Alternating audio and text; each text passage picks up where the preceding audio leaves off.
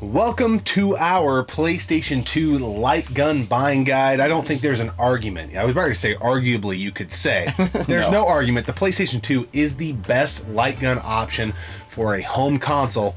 And if you want to find out why, you're going to have to stick around through the duration of the episode as we try connecting all those dots so that you can be playing your favorite light gun games at home on a PlayStation 2. PS2 offers so much, but this is a little niche, a little nug within the console that not a lot of people talk about. This is a very niche category, and I was a PS2 kid growing up, and I had no idea that it offered light gun games at all. And when I was an adult, I found that out. I was like, okay, yes, please. It's funny you mention it. Like, I remember seeing like a couple of the big boxes around. Like it was Funkoland back then, but I didn't know anybody that had them, and then as we've grown up and, you know, got into this and all that, they've become like a primary reason for owning a PS2. So we're going to set you up with everything you need to play light gun games on your PlayStation 2. I think it only is fitting to pick what console you need. Obviously the PlayStation 2, but you may be wondering, will the fat PS2 or the various slim models get me there? And for us, both have worked great whenever we've used them. Which is awesome. We have a fat in the game room, we have a slim downstairs. We've used both different styles. We have a colored slim. All of them that we've tried have worked. So if you have a PS2 laying around, it doesn't matter what variant. Yeah, I've had better luck, and I know I got killed in the comment section in one of our videos for saying I've always had better luck with slim PS2s. Yeah, me too. I mean, growing up as a kid, I think I traded in like 4 fat models at Best Buy because they just kept dying. My fat blew up, and then I got a slim, and I'm still rocking my original slim. Yeah, you know. So, but to each their own. Everybody's had different luck with different things. So, but I think that's pretty obvious. So I think then we get into the guns. So the first gun is the standard, the cream of the crop way to play light gun games, and that is the Namco GunCon 2, because there was one on the PlayStation 1, so this is the second version of it. This is such a it feels great, it looks great. It's amazing. It does. It feels great in the hand. It's got the D-pad on the back. You've got your start button on the left side, your B button on the right. It's got a button on the bottom. Yeah, it's to help with reloading. Yeah. This gun is so accurate. You do get a chance in the games to calibrate the gun, but it's almost always dead nuts on. So especially on the Namco stuff. Yeah, it comes with a really weird way to connect. So it connects straight into your AV. So it's kind of confusing. You connect USB and then AV, and then literally every time you fire it up, it is dead on nuts. Every time. Like, I've never had any issues with this. So this USB piece differs from the GunCon 1. If you've seen our PlayStation 1 buying guide, the GunCon 1 had the AV piece as well, but it went just directly into the controller port. Yes. This uses the USB ports on the PS2, which those weren't used for a whole lot back in the day. So I remember only using it for like wireless controllers. I would use it for that, and I would use it for a keyboard back like when there were chat rooms. I didn't even do that. Yeah, so you could send people little hurtful messages saying "gotcha, bitch" when you were playing a game. But so that is probably the ideal gun. Now, there are third-party guns. There's a slew of them out there, but I think this is the one for this video to keep it short and sweet and not go down a major rabbit hole. The Mad Catz Blaster. I think this may offer the most all-in-one value on the PlayStation 2, and I think we need to explain why. So, obviously I love the GunCon 2, and I'm so glad I have it because of the accuracy, but what the Mad Catz offers, and this is equally an awesome gun. It has a D-pad, it actually has a joystick. Yeah, in the back. It feels great. This gun works on PS2 games, PS1 games, and it can play, if you watched our PS1 light gun buying guide, there's 2 different guns. There's the Justifier and the Namco gun. The Mad Catz can play both of those games. Yep. So if you get this gun, you have access to all the PS2 light gun games and the PS1 light gun games. So most bang for your buck, and I think this is cheaper. It is. I think we got ours for $19.99 free shipping. So this thing, at least the one we only have this one to go off of. It's been tried and true for us. Really enjoying it. We've only had it for probably 6 to 8 months. But every time we've used it, and it's still this one is the same hookup, but it also offers if you probably could imagine. It's got the AV, it's got the USB, but it also has the controller plug to be used on a PS1. On a PS1. So when we hooked it up on the PS2, we plugged everything in. Yeah. And I don't know if that helped, but what's cool on the side is there's a button, which I thought initially was a light, and that's how you switch it between the GunCon 1, GunCon 2, and the Justifier. So, as much as I love the Namco GunCon 2 because of the accuracy, this is pretty freaking awesome. I would rather have the Namco GunCon 2 to play Namco games, but if I only had the money, let's say I was like, I want to do this on the DL, I want to just spend $20, I would get this. Yes. And when we get into the games, we'll explain why. You guys probably are already ahead of us there and thinking, oh, I'm seeing why the PS2 is such a good light gun console. Oh, hell, yeah. But we're going to continue moving on. There's foot pedals. Yes, which we, full disclosure, have never used, and we don't have one. We tried like a cheap third-party one that was a piece of dog shit. It didn't work. I don't think it's necessary. I mean, you can get it so you can like fully experience like the Time Crisis games, because it obviously is used with the foot pedal, but I think you're just getting too crazy at that point. Well, I've heard the racing wheel, like foot pedal setups, work the best from various people. I've never really liked playing racing games with those wheels. I will say, just like, me. If you want the true Time Crisis experience, maybe get that way.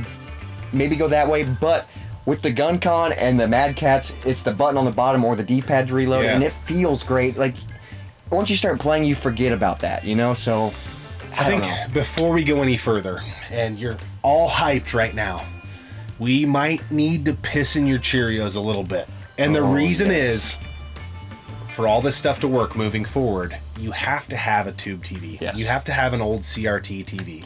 Now, it's got to have AV hookups. We hear all the time, well, I just don't have the space. I just don't have this. I just don't have that. There's a lot of excuses as to why retro gamers can't have CRT TVs. Folks, we do game conventions and take one or two to every convention we go to. They make 13 and 20 inches that have handles that you can carry with one hand. Dude, I have one that has a VHS player plugged in, and it's so small, and it's beautiful, and it works, and it's awesome. Yeah, so I don't think that's the issue, but with the guns and the stuff we're talking about today, we know there's emulation. There's ways you guys can do this with modern technology. You can play this on your PC. And $400 freaking send-in light guns. We know all about it, so don't even get your little nut scratchers fired up saying, oh, what about the send-in light guns on my PC? This is the best way to do it on a home console. With original hardware. Yes. Yes, and that's what we're about here on this channel. So, you gotta have a tube. You gotta have a PS2, and you gotta have one of these guns. You know, the one gun is gonna get you into everything. It is worth noting, the GunCon 1 from the PS1 could be needed if you're wanting to play PS1 gun games on your PS2, because the GunCon 2 does not work on PS1 light gun games, but the GunCon 1 works on some of them. Yeah, it works on Endgame, Vampire Knights, and Time Crisis 1. Yes, I think they were the initial releases. Which is, it's kind of confusing, but it is nice that the PS2 is backwards compatible, obviously, so you can play your PS1 light gun games, but then you just have to get a different gun. I think the more these words are swirling around and fucking my ear pussies, it makes me even more say, just maybe get this for $19.99. This is the simpler option. Might be your best option, buddy. But for freaks like us, we like having everything. For sure. Now let's move on to the category that's super important, the games. I think I can speak for both of us in saying that the Namco GunCon games, which a long time ago, we did a video because we completed the whole Namco big box light gun game set. It's a 5-box set, but I think if you're going to get the Namco gun, this is the way to do it. Get the big box because you get the game, and then it comes with the gun, and then if you get Time Crisis 3, it comes with 2 guns. So then you have options for multiplayer and co-op, which is awesome. Which, a lot of times if you're playing these pew pew pew games, you want to have 2 people to do it. It's usually in a party setting. So the games, we'll go through these rather quickly, not going to offer full reviews. We're not going to do like our top 10 or whatever. There may be subsequent videos where we go into that, but they released Time Crisis 2, Time Crisis 3, Time Crisis Zone. That's a mouthful right there. Vampire Knights, Ninja Assault, and this little shitty game that is the little engine that could, called Endgame. Yes, so all those games are your typical on-rail shooters, on-rail light gun games, which is how I like light gun games to be. There are a couple games, though, that are light gun compatible, but they're not on rails. They're more of open world roaming, and that's Resident Evil Dead Aim, which is a very unique Resident Evil game with a light gun, and then Dino Stalker, which these are both by Capcom. These games are cool, but I prefer the on-rail style of games. Yeah, and you may be thinking like, well, what do you mean? So both these guns have, again, referring back to what we said earlier, there's a joystick on the back of this and a D-pad on the back of this, so you can walk and shoot at the same time. I gotta say my personal opinion of these games. Resident Evil Dead Aim, if you're a Resident Evil fan, I think I would not put it in a must-play category. The shooting does work well, but the zombies are fucking bullet sponges. No, yeah, you run out of ammo so quick. Yeah, and until you get to this room where there's a bunch of ammo, but then the whole game you're spending your time trekking back to that room to reload up on ammo. Well, I mean, it's kind of like the Resident Evil games because you got inventory management and there's herbs. And I think if you're a Resident Evil diehard and a light gun diehard fan, like you gotta be niched and crossed, you should try this game. For sure. Because it's really cool. It's worth a play. It's a Resident Evil game, but it's like, it feels great. But you put a light gun in my hand, I better be able to shoot shit, and I found myself getting through the game avoiding the zombies. Yeah, because you would go bam, bam, bam, bam, bam, reload, bam, bam, and they're not, and you're just like, come on. And I'm wasting my inventory. You guys know how Resident Evil goes. You know how it's all about inventory management to a certain degree. Put a light gun game in there, and that's not how those games are supposed to be. And then, yeah, Dino Stalker? everything on paper, dude, light gun game with dinosaurs. This game, how you doing? This game should be awesome. And when we first fired it up, I was like, oh, I'm gonna love this because it starts off kind of ridiculous. You time travel back to dinosaurs, and then it like falls flat on its face, and like the dinosaurs are so slow. They're not even like, it's just, this game had so much potential and it just falls flat on its face. It's open world kind of. It's cool, but I don't think, now that I've tried it and done it, I don't think I'll go back to it. Yeah, you know? it's a poor game. It yields itself well to like wandering around and it's just getting like tokens and diamonds and things like this in the environment, but it's timed. And then you run out of time and you're like, what the heck? And there's not many like, man. It's okay. Capcom was like, the idea was so close. It's cool. Your initial read on it's going to be like, hey, it's kind of fun and whatever. If you're just out of light gun games to play on the PS2, maybe scoop it, but yeah, so now let's talk about the real awesome on-rail shooter games. So there's 3 Time Crisis games, which if you're a fan of the Time Crisis series, these are the cream of the crop. These games are amazing. They're basically all the same, you know, because it's Time Crisis, but they look great, they play great, and if you're using the GunCon 2, it feels great. I mean, it feels great with the Mankets too, but I love the feel of the GunCon 2. I just love it. And then we get into 2 games that remind me so much of House of the Dead, because they're so ridiculous, the voice acting's terrible, and that's Vampire Knights and Ninja Assault. Yeah. These games are so much fun, but ridiculous and bad. You know, we probably should have looked at who the developers were. Somebody who has Sega ties was involved in developing these games. There's no doubt about it. They were. These games are really fun. And then Endgame is actually a really cool spy-styled like espionage game. But it's definitely a Time Crisis ripoff. It is. It's like your B-grade Time Crisis game. It is. But it's really good, man. It's really fun. Good and really fun. I will add to this that the packaging says the GunCon 2 works with Endgame. We could not, on our end, get the GunCon 2 to work with it, but the GunCon 1 works with it, like, amazing. Yeah, it works perfect. That doesn't make sense. And then, obviously, the Mad Catz worked with it. Yeah. So, dude, the on-rail games on the PS2 are... I could spend They're hours. fire. And, you know, there was a bunch of stuff that we're not going to cover in depth released outside of the U.S. I'm guessing or light gun games were more popular elsewhere. Yeah, in the PAL regions. Dude, because they offered so much more. And we got a taste of some of it on the PS1 side of this. And then we didn't get them again. Yeah, because they released sequels like Gunfighter 2, Revenge of Jesse James. We got Gunfighter on the PS1 in America, but we didn't get the second one. Yeah. So we haven't played it. Then we got Virtua Cop. Dude, they released Virtua Cop? It was the Elite Edition. It had every Virtua Cop game on it. I think it had all 3, didn't it? Yeah, we didn't get it. Resident Evil Survivor 2, which I think was a Code Veronica something or another. Probably the second to Dead Aim. Don't know exactly. No U.S. releases on those, and there could be more. Yeah, there might be more, dude. We're just a couple U.S. schmucks that don't know a lot about a lot, but we do know what we like. I love what it offers on the PS2. I love the Time Crisis games. I love the Vampire Knights, Ninja Assault, Endgame, all that stuff. But can you imagine having that Virtua Cop game also to add to the thing, or like Gunfighter, because Gunfighter is a sweet game. Now we just got robbed. You know, is the mic drop. Here is the fairy dust that makes the PlayStation 2 the ultimate home console light gun experience. it plays PS1 light gun games. Yep. That's obvious at this point. You knew it was coming. But everything in our PS1 light gun buying guide, you'll probably see a little deal come up here, it'll be in the description below, applies here. You don't need a PS1 to play those games. The PS2 can play those games. So if you get a Mad gun and you get PS2 or PS1 light gun games, you're going to be mighty fine, Porcupine. Dude, and there's so many PS1 light gun games available in the United States. Yeah. We did a whole episode on it. We even ranked them if you want to go check that out. But, dude, the PS2 is the one-stop shop. A lot of people are going to be like, hey, but what about the Wii? Isn't the Wii like a light gun? It's not. The Wii's awesome, and so's the PS3 for light gun games. It's not the same. But they're not true traditional light gun games. They are close, but they're more point click. It's point and click. As opposed to the gun really reacting with the screen. For the casual gamer, it will be the same. Yeah. But for like diehards and purists, you'll be like, this is a little bit different. So for your true at-home experience, the PS2 is the way to go. And it's, dude, it feels so good with the gun con. It's just, I want to play light gun games. All that being said, everything we said in this episode doesn't add up to a hill of beans unless you got yourself a CRT TV. Yes, so that's you might want to get yourself going down that route. That's the kicker right there. Speaking of kicker, speaking of old school, let's talk about this beer, the Big Ditch Cannon Call. I said old school because it's like cannons and the war and they're digging ditches. See? This light is gun games. Yeah, this is a New England style double IPA by Big Ditch Brewing Company out of Buffalo, New York. This was sent to us by a fan of the channel. Thank you so much. Did you know I know how to speak Native American?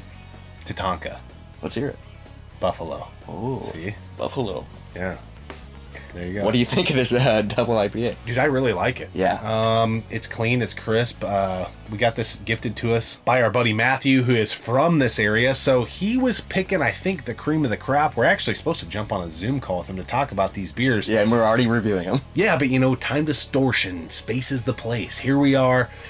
This is what we're doing. And I have not had an IPA in a little bit, other than a little pseudo-sue recently, but this is really scratching the old itch, and we're kind of coming out of IPA season for us. It's fall. Yeah, we're usually more into like stouts and pumpkin beers because it's October. This beer is really good. I really love when we were pouring it, the color. Usually on IPAs, especially like doubles, when I see the color and it looks like that, I'm like, oh, that's gonna taste good. This is really good. It's really creamy. It's really smooth. It has a good IPA taste, but it's not aggressive. So if you're not a big fan of IPAs, this is like a good way to get into it because it's not going to punch you in the face with hops. I really like this beer. Yeah. I really like it. And I'm excited to try the rest of them that he sent us because he sent us a few. Yeah, there was probably 10 to 12 brews for us to try out. And like, I know I say it a lot, but like this would be really good on a hot summer day. Yeah. This would be really good because it's just refreshing and crisp, but with flavor and like, yeah, this is a good beer. Not even the biggest IPA guy, and I give this one, it's probably like an 8.5 to a 9. It's really good. So thank you so much, Matthew, for the brews. In our opinion, yes, because we have a bunch of CRT TVs, first off. We love the PS2 and we love light gun games. It's such a niche freaking thing. So you gotta ask yourself a lot of questions. Yeah. Do I have a CRT TV? Do I have a PS2? Do I want to get a CRT TV? Do I want to get a PS2? Do I want to get a PS2? Do I like light gun games enough to invest into this? Because it is a rabbit hole. Yeah. But I will say, if you're going to do it, this is the console to do it on. This is the console to do it on, and get the Mad Cats, just because it's going to be ease of use. You're going to be able to play everything you want to play with it. You're just one gun, because we have fucking 8 GunCon 2s because we have the complete big box. Yeah. So we like... And I think if you get into it and you really love it, then go down that other road. Yeah. But if you're just going to get your casual gamer, I recommend the Mad Cats. It's cheaper. It can play everything. Mm-hmm. I say absolutely yes, but it's a big steep if you don't have anything, I think if you want that true at-home arcade experience, we love the PS1 light gun games. I love playing light gun games on the Dreamcast. The leap forward in technology from those two consoles to the PS2, mind-blowing. The graphics, you the don't visuals, even notice you're not in the arcade. They are that damn good. Especially if you have played Time Crisis 2 and 3 a lot in the arcade and you played on the PS2, you won't notice anything visually different. It freaking feels and... It's great. It's awesome. The PS2 is if there was a vintage or retro, wherever you classify it, console. It is 20 plus years old. The amount of titles on it. I know it's not the most powerful console from the generation, but everything that it can do, it's the light gun console of the generation. You may be saying, well, I heard House of the Dead 3 was on Xbox. Yeah, that and like 2 other games. Yeah, GameCube, I don't think it has any. Yeah, we'll go down that road some other time. The PS2 is the light gun connoisseur for home consoles. It's the coup d'etat. It's the gabagool. If you want to play light gun games at home, there's no better console, 100% GOTG guaranteed, than the PlayStation 2. Bar none. And I feel like so many people don't even know that it offers it. It's like a hidden extra bonus on top of an already amazing console. So we're going to keep talking about it. Yeah, we freaking love it, dude. But if you want to play light gun games at home, the best way possible, get in on that PS2. And if you want to help this channel out, help it continue to grow, maybe consider joining our Patreon. Ooh, it's new. Little plug. It's improved. But hey, what can you do? We saved it for the end of the episode so you didn't have to, think about it the whole time and all those things. But anyway, get your light gun game groove on. And thanks for hanging out for a little bit right here on the one and only Gaming Off the Grid. We'll see you next time.